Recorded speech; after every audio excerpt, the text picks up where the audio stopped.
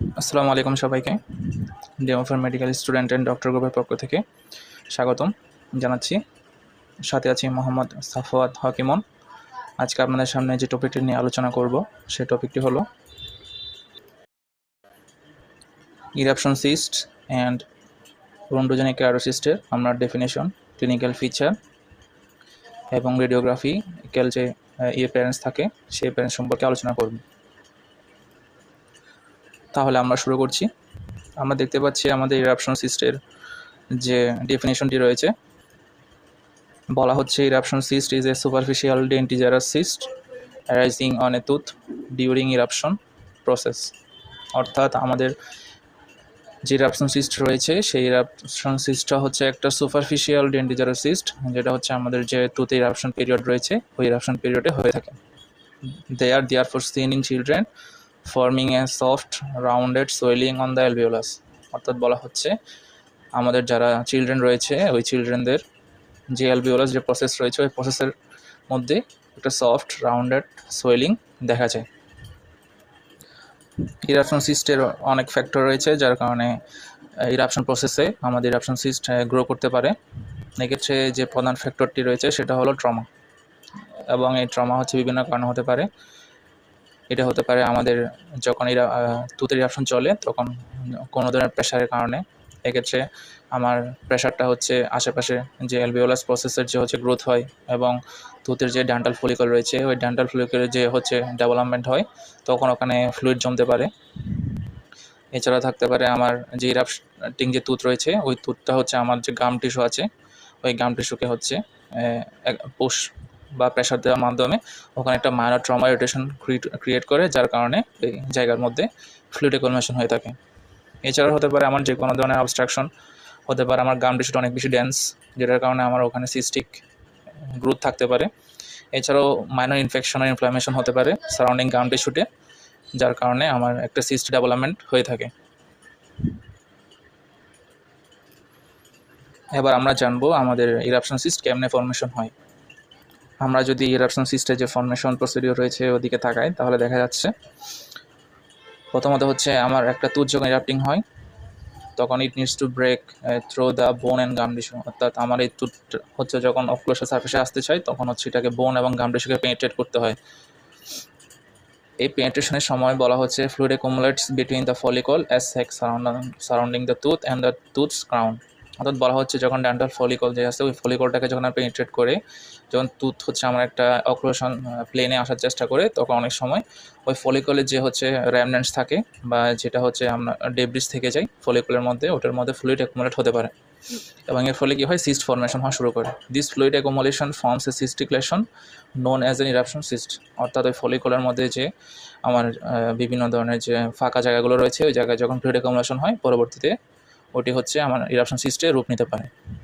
The cyst appears as a bluish swollen area on the gum. It can vary in size and is typically painless, although it can be tender.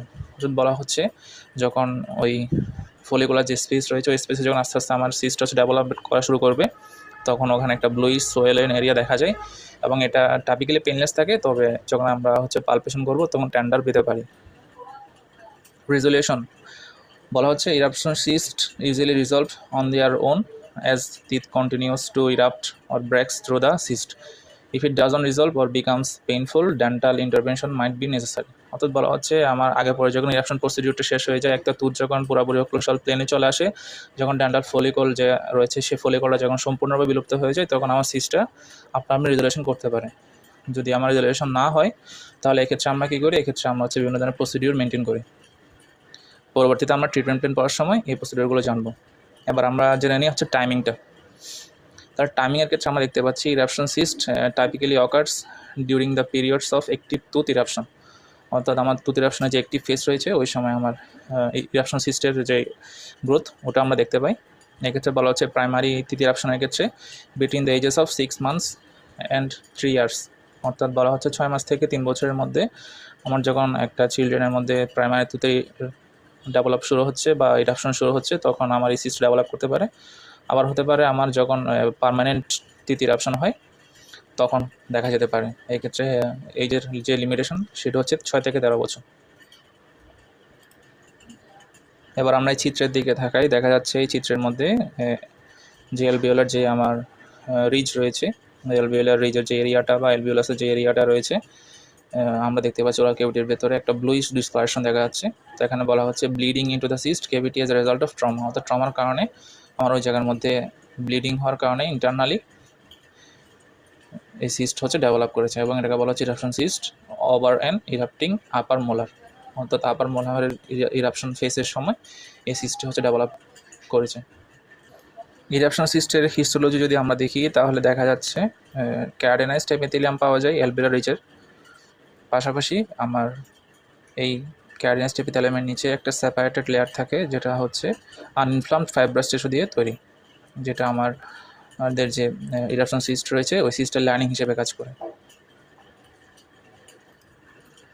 আমরা যদি এই চিত্রের দিকে তাকাই তাহলে দেখা যাচ্ছে আমাদের যে ক্যারাডিনাইজড এপিথেলিয়াম রয়েছে সেই এপিথেলিয়াল লাইনিংটা হচ্ছে এই লাল চিহ্নিত অংশটা, যেটি অনেকটা বোল্ড আকারে লেখা আছে বা আঁকা হয়েছে। এরপরে নিচে আমরা একটা তিন ফাইব্রাস ওয়াল দেখতে পাচ্ছি, যেখানে আমাদের কোনো ধরনের ইনফ্ল্যামেটরি সেল দেখা যাচ্ছে না।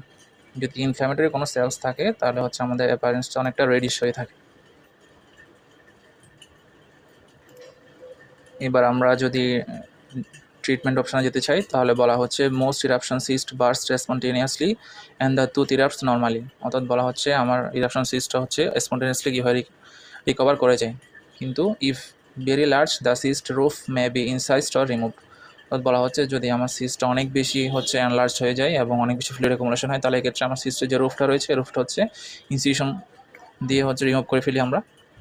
এছাড়া বলা হচ্ছে haemorrhage around an erupting tooth is much more likely to be traumatic than indicate an eruption cyst, অর্থাৎ যদি আমার কোনো কারণে হেমোরেজ দেখা যায় ইরাপটিং থিথের আশেপাশে তাহলে এক্ষেত্রে এটা অনেক বেশি ট্রমাটিক অ্যাপিয়ারেন্স দেখাতে পারে, যার কারণে এটা হচ্ছে আমার ইরাপশন সিস্টের যে টাইপিক্যাল ফিচার ওই ফিচারটাকে অনেক বেশি অ্যাগ্রাভেট করতে পারে। এবার আমরা সেই ডিফারেন্সিয়াল ডায়াগনোসিস অফ ইরাপশন সিস্টের মধ্যে আমরা দেখতে পাচ্ছি প্রথমেই হ্যামাটোমা, এরপরে রয়েছে হ্যামানজিওমা, এরপরে রয়েছে জিঞ্জাভাল সিস্ট অফ দ্য নিউবর্ন, এরপরে রয়েছে পেরিফেরাল জায়ান্ট সেল গ্রানুলোমা। অর্থাৎ আমার একটা সিস্টিক অ্যাপিয়ারেন্স দেখে এটা কি ডিজেরাস সিস্ট নাকি এটা হ্যামাটোমা না হ্যামানজিওমা নাকি কি ইরাপশন সিস্ট, এটা যদি আমরা হচ্ছে ডিসপোজ করতে চাই তাহলে এক্ষেত্রে হচ্ছে আমাদের বিভিন্ন ধরনের ডায়াগনোসিস মাথায় আসে। পরবর্তীতে আমরা যখন হিস্টোলজিক্যাল অ্যানালাইসিস করি তখন হচ্ছে আমাদের এটা কনফার্মেটরি ডায়াগনোসিসে পৌঁছায়। তাহলে এক্ষেত্রে প্রথমত যে ইরাপশন সিস্টের অ্যাপিয়ারেন্স ওটার সাথে আমাদের আমরা মিল পেতে পারি হ্যামাটোমার সাথে। এছাড়াও হতে পারে হ্যামানজিওমা, যেটা বলা হচ্ছে benign tumour of blood vessels which can appear as a bluish swelling in the mouth, অর্থাৎ এদের কালারেন্সটা দেখতে হচ্ছে প্রায় ইরাপশন সিস্টের যে কালারিং অ্যাপিয়ারেন্সটা দেখা যায় অলমিকোর সাথে ওইরকমই, মানে প্রত্যেকটার হচ্ছে একটা ব্লুইশ অ্যাপিয়ারেন্স পাওয়া যাবে। বা gingival cyst of the newborn এটাও আমার হচ্ছে গামে হয়ে থাকে, যেটা আমার হোয়াইট or ইয়েলোইশ। আর পেরিফেরাল জায়ান্ট সেল গ্রানুলোমা এটা বলা হচ্ছে reddish or bluish mass often resulting from irritation or trauma. আর প্রত্যেকটাই আমরা হচ্ছে কনফার্মেটরি ডায়াগনোসিসে পৌঁছানোর জন্য হিস্টোপ্যাথোলজিক্যাল অ্যানালাইসিস করে থাকবো। এবার আমরা আলোচনা করব ওরোনটোজেনিক কেরাটোসিস্ট নিয়ে। ইরাপশন সিস্টের ডেফিনেশনটা আমরা দেখতে পাচ্ছি দুঃখিত ওরোনটোজেনিক কেরাটোসিস্টের ডেফিনেশনটা আমরা দেখতে পাচ্ছি the odontogenic keratocyst is a developmental odontogenic cyst, তো এখানে বলা হচ্ছে এটা একটা ডেভেলপমেন্টাল অরিজিন এবং odontogenic with a tendency to recur, অর্থাৎ এটা একটা স্পেশাল ক্যারেক্টারিস্টিক্স হচ্ছে এটা অনেক বেশি রিকারেন্স রেট দেখায়, characterised by histological appearance of parakeratinised lining epithelium with palisaded ameloblast like basal cell, অর্থাৎ এটার যে হিস্টোলজিক্যাল অ্যাপিয়ারেন্স এটা হচ্ছে একটা ইউনিক ক্রাইটেরিয়া। বলা হচ্ছে এখানে প্যারাক্যাটিনাইজড লাইনিং এপিথেলিয়াম থাকবে এবং পেলিসেডেড ব্যাসাল সেল থাকবে, যেটা অনেকটা দেখতে হচ্ছে কীরকম হেমোব্লাস্ট লাইক, অর্থাৎ এদের হিস্টোলজিক্যাল অ্যাপিয়ারেন্সটা অনেকটা হচ্ছে হেমোব্লাস্ট লাইক, যেটা হচ্ছে ব্যাসাল সেল লেয়ারে আমরা পাবো, এবং এটা হচ্ছে পেলিসেডেড অ্যাপিয়ারেন্সে থাকবে। পরবর্তীতে আমরা এই যে টার্মগুলো আছে এগুলো নিয়ে বিস্তারিত আলোচনা করব। এবার আমরা যদি একটু উপরে যাই তাহলে দেখা যাচ্ছে it is the commonest keratinising cyst in the jaws and it is important to recognise because it may recur after treatment, অর্থাৎ বলা হচ্ছে ট্রিটমেন্টের পরে অনেক বেশি রিকার দেখায়, can grow to a very large size without symptoms and is sometimes associated with a syndromic presentation, অর্থাৎ বলা হচ্ছে আমার এটা রিকগনাইজ করা অনেক সময় জটিল হয়ে যায়। কেন? কারণ এটা কোনো ধরনের সিমটম ছাড়াই হচ্ছে কী করে আমরা এক্সপানশন করা শুরু করে, অর্থাৎ এই সিস্টেমের মধ্যে তেমন একটা সোয়েলিং দেখা যায় না, এবং সোয়েলিং ছাড়া এটা হচ্ছে আমার যে বোনে যে কেভিটি রয়েছে, যে কর্টেক্স রয়েছে, ওই কর্টেক্সের মধ্যে হচ্ছে এটা এক্সপ্যান্ড করা শুরু করে। পরবর্তীতে আমরা যখন রেডিওলজিক্যাল ইভ্যালুয়েশন করি তখন এই সিস্টের অ্যাপিয়ারেন্সগুলো সম্পর্কে আমরা জেনে থাকি। আমরা যদি এই ছবির দিকে তাকাই তাহলে দেখা যাচ্ছে ওরাল কেভিটির মধ্যে কিছু হোয়াইটিশ অ্যাপিয়ারেন্স দেখা যাচ্ছে আমার চিকের মধ্যে। তাহলে এখানে লেখা হচ্ছে কি, perforation of and pressure on the cyst roof has caused keratin which fills the lumen to extrude and the characteristic appearance helps confirm the diagnosis. তো বলা হচ্ছে আমার অন্যজনের ক্যারেক্টারিস্টিককে যখন আমরা হচ্ছে প্রেশার দিব ওই সিস্টের মধ্যে, তখন অনেক সময় সিস্টের যে লাইনিংটা আছে ওইটা রাপচার হয়ে আমার এই ধরনের হোয়াইটিশ কন্টেন্ট বের হতে পারে, যেটাকে বলা হচ্ছে ক্যারাটিন। এবং এটা হচ্ছে একটা ক্যারেক্টারিস্টিক অ্যাপিয়ারেন্স অফ রন্ডোজেনিক কেরাটোসিস্ট। আমরা এবার ক্লিনিক্যাল ফিচার নিয়ে আলোচনা করব। ক্লিনিক্যাল ফিচারে আমরা দেখতে পাচ্ছি peak incidence is between ages 20 to 30 years, অর্থাৎ সেকেন্ড এবং থার্ড ডিকেডে হচ্ছে আমার সিস্টের যে অকারেন্স আছে ওই অকারেন্স রেটটা অনেক বেশি। The mandible is usually affected, মেন্ডিবলের যে পার্টটা সবচেয়ে বেশি এফেক্টেড হয় সেটা হচ্ছে 50% in the posterior body and lower ramus, অর্থাৎ আমার বডি এবং লোয়ার র্যামাসে এই সিস্টের ইনসিডেন্সটা অনেক বেশি। আর বলা হচ্ছে are symptomless unless the bone is expanded or they become infected, অর্থাৎ বলা হচ্ছে আমার বোন যদি এক্সপানশন না ঘটে এবং যদি কোনো ইনফেকশনের কোনো সাইন যদি না পাই তাহলে হচ্ছে আমার এই সিস্টটা হচ্ছে কোনো ধরনের সিমটম ছাড়াই হচ্ছে গ্রো করা শুরু করে। এবার হচ্ছে আমরা রেডিওগ্রাফি নিয়ে আলোচনা করব।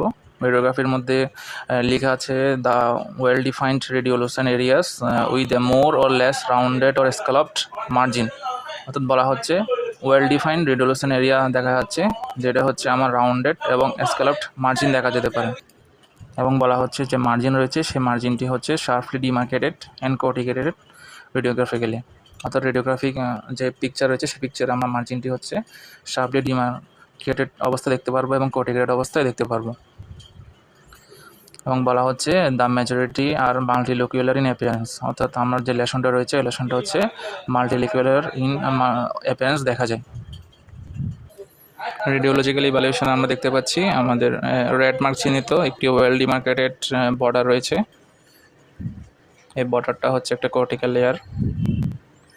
পাশাপাশি আমরা কিছু মাল্টিলিকুলার অ্যাপিয়ারেন্সও দেখতে পাচ্ছি। এই যে এখানে হচ্ছে একটা 3 রেডিও ওপাক একটা লেশন দেখা যাচ্ছে এই জায়গায় এর মানে হচ্ছে এরা মাল্টিলোকিউল ফরমেশন অবস্থায় এক্সপানশন করেছে। আরেকটি বিষয় লক্ষণীয় সেটা হচ্ছে without appreciable expansion or displacement of the teeth, অর্থাৎ আমার কেভিটিটি যদিও আমার হচ্ছে এক্সপান্ড অবস্থায় আছে, হ্যাঁ, কিন্তু হচ্ছে আমরা দেখতে পাচ্ছি এখানে আমাদের টিথের যে অ্যালাইনমেন্ট সেই অ্যালাইনমেন্টের কোনো ধরনের ডিসপ্লেসমেন্ট হয়নি। তাহলে আমার যে অন্যজনের কেরাটোসিস্টের একটা ইউনিক ক্রাইটেরিয়া হলো হচ্ছে এমনভাবে এক্সপেনশন করবে যেখানে হচ্ছে আমার যে টুথ থাকে সেই টুথের যে রুট আছে সেই রুটের কোনো ধরনের ডিসপ্লেসমেন্ট বা টুথের ওভারঅল কোনো ধরনের ডিসপ্লেসমেন্ট হয় না, এবং এই এক্সপেনশনটা হচ্ছে অ্যালং দ্য মেডুলারি ক্যাভিটি বরাবর।